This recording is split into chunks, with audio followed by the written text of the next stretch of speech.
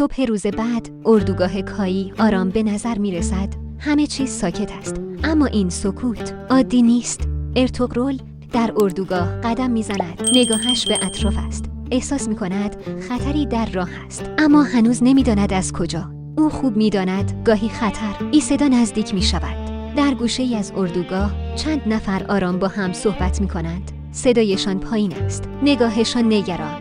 آنها از جنگ می ترسند. از آینده می ترسند. و همین ترس آنها را به فکر کاری اشتباه می اندازد. ارطغرل متوجه کار آنها می شود. چیزی نمی گوید، اما همه چیز را زیر نظر دارد. شب فرا می رسد. بیرون از اردوگاه 2 نفر در تاریکی همدیگر را می بینند.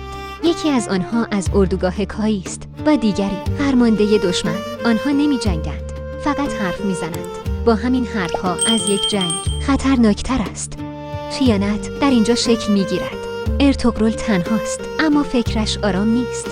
او نشانه ها را کنار هم می گذارد. رفتارها، نگاهها. می فهمد که دشمن فقط بیرون از اردوگاه نیست. او با خود می گوید دشمن واقعی گاهی در کنار ماست. ناگهان خبر بد می رسد. کاروان اردوگاه در راه مورد حمله قرار گرفته. چند نفر زخمی شده‌اند. اموال از دست رفته. این یک حمله بزرگ نیست، اما یک هشدار است. دشمن می‌خواهد بگوید ما آماده‌ایم.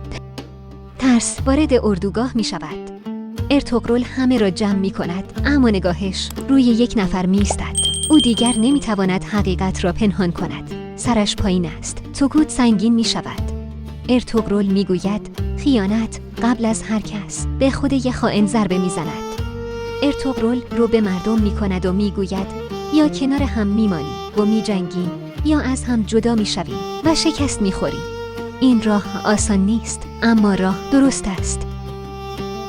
نگاه ها محکم تر میشود. قبیله آماده انتخاب میشود. در آن طرف فرمانده دشمن لبخند میزند. شمشیرش را در زمین فرو میکند. این یعنی جنگ. ارطغرل به اردوگاه نگاه میکند. او آماده است. جنگ شروع شده است. طوفان نزدیک است. پایان قسمت 3.